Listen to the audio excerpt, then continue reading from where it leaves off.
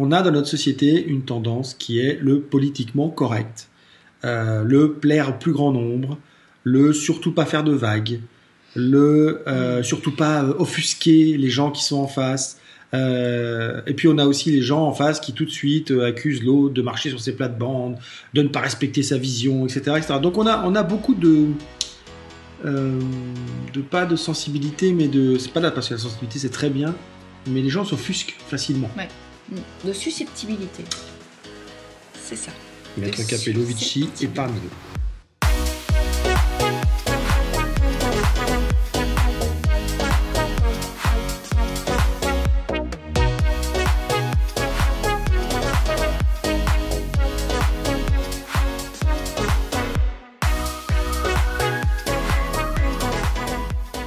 Eh bien, salut à vous les amis. Ah, nous sommes en direct. Bonjour à tous.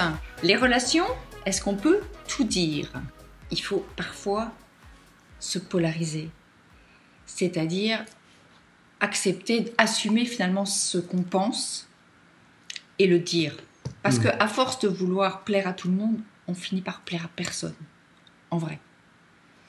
Et si on se polarise, donc on dit les choses avec force, finalement on les affirme et on est dedans. Ok, il y a des gens à qui ça va pas plaire, ça c'est évident. Parce qu'on s'expose. Mais on s'expose, voilà. Et on s'engage, on s'expose, on s'engage. Voilà. Donc il y a des gens à qui ça va pas plaire. Voilà. Mais est-ce que c'est vraiment important finalement? À vous de voir. Ça dépend du sujet, ça dépend. En tout cas, nous, dans notre cas, c'est vrai qu'on s'est posé la question. C'est vrai. Et qu'à un moment donné, on se disait, mais on n'est pas polarisé. Donc c'est bien joli de dire, voilà, d'essayer de ménager la chèvre et le chou, comme on dit. Mais finalement, on n'obtient ni la chèvre ni le chou. Donc... Exactement. Et il y a Émilie qui dit quelque chose d'intéressant, donc je vais l'afficher, Steve. Merci beaucoup pour la phrase que tu nous as. Je vais revenir sur la phrase que tu nous as donnée tout à l'heure. Voilà, Émilie qui dit, c'est ce que je me suis dit au début, mais après réflexion, il y a des choses qu'on ne peut pas dire, car même la manière de le dire peut impacter gravement, je pense. Et on est dans ce qu'on disait tout à l'heure. Oui, tout ce qu'on dit a un impact.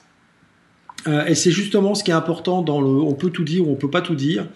C'est souvent parce qu'on craint l'impact que va créer ce que l'on va dire, que l'on ne dit rien. Voilà, c'est souvent par peur de la réaction de l'autre qu'on dit rien. Donc effectivement là, ça peut être aussi la peur de blesser l'autre. C'est souvent ça, c'est la peur de blesser ou la peur d'être rejeté, de ne pas plaire, de ne plus être aimé. Enfin, il y a tellement de peur derrière tout ça qui sont super importantes. Et moi, ça me fait penser finalement à moi, en fait. Parce que moi, j'ai beaucoup fonctionné comme ça.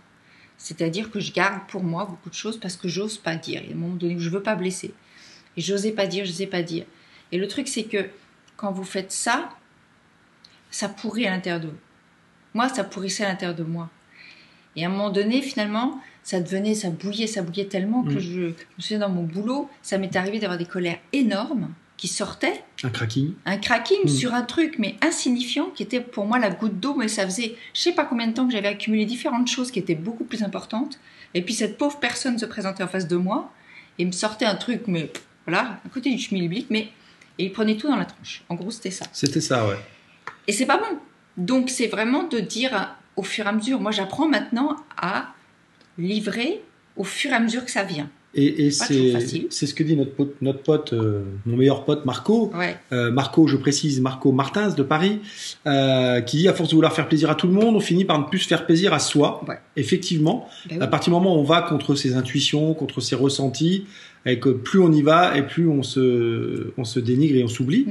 Et puis j'ai envie de dire que ce qu'on a à dire font partie des ressentis souvent. Après, alors effectivement, ces ressentis sont nés de l'analyse que le cerveau a fait de ce qui a été dit. C'est passé dans notre carte du monde, dans tous les filtres. Donc oui, voilà, c'est important comme disait Sandra, de diffuser au fur et à mesure ce qu'il y a à dire pour que ce soit des petites choses finalement. Et c'est exactement pareil que pour les émotions. Ouais.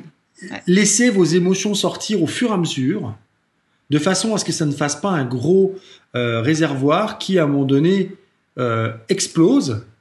Parce que c'est comme, en fait, l'image qui me vient, c'est comme l'eau. Exactement. L'eau, elle circule, elle va toujours s'écouler quoi qu'il arrive, elle va contourner l'obstacle, elle va s'infiltrer, elle va aller par-ci, par-là. Si vous bloquez, si vous faites un barrage, et tout d'un coup, il y a tellement d'eau, et puis il y a des fortes pluies, il y a quelque chose de très fort qui arrive, à un moment donné, le barrage explose. Et là, ça fait mal, quoi qu'il arrive. Et en nous, c'est exactement la même chose. L'idée, c'est vraiment de fluidifier les émotions et finalement, du coup, la parole, elle suit l'émotion. En fait, on a envie de livrer ce qui nous vient. Exactement. Il y a quelque chose qu'il faut savoir dans les vérités à dire. La première question que vous pouvez vous poser pour savoir si oui ou non ça vaut le coup que ce soit dit, d'abord, c'est pourquoi vous voulez le dire. Quelle est la raison qui vous pousse à croire que c'est une chose à dire? Comment vous allez le dire? Quand vous allez le dire? Et quand je dis quand, je prends en compte, c'est ce qui est important de prendre en compte, c'est un élément qui s'appelle le climat émotionnel. Ouais. Y a un temps pour tout, ça en revanche c'est vrai. Et si vous arrivez n'importe quel moment, par exemple, j'imagine mon Élodie qui est en train de faire la cuisine, et c'est une recette difficile et donc elle se concentre plus que d'habitude, ce n'est pas le moment de venir lui annoncer quelque chose d'important, de grave ou de chamboulant, parce que le climat émotionnel n'est pas adapté à ça. Ce qui est important, c'est de prendre en compte le climat émotionnel. Pourquoi? Parce que généralement, quand on a quelque chose à dire, c'est que c'est important. Quand on veut dire quelque chose à l'autre absolument, c'est que c'est un message important. Je l'ai déjà dit plein de fois. Alors si votre message est important, c'est le moment de vous mettre dans les chaussures de l'autre. Que ce soit voir, si on peut sur l'hôtel, mon Élodie, je t'expliquerai comment pour tes futurs lives à toi. C'est se mettre dans les chaussures de l'autre et ça, c'est pas facile. Pourquoi? Pour prendre justement la température. Est-ce que c'est le moment que je dise? Est-ce que c'est pas le moment que je le dise?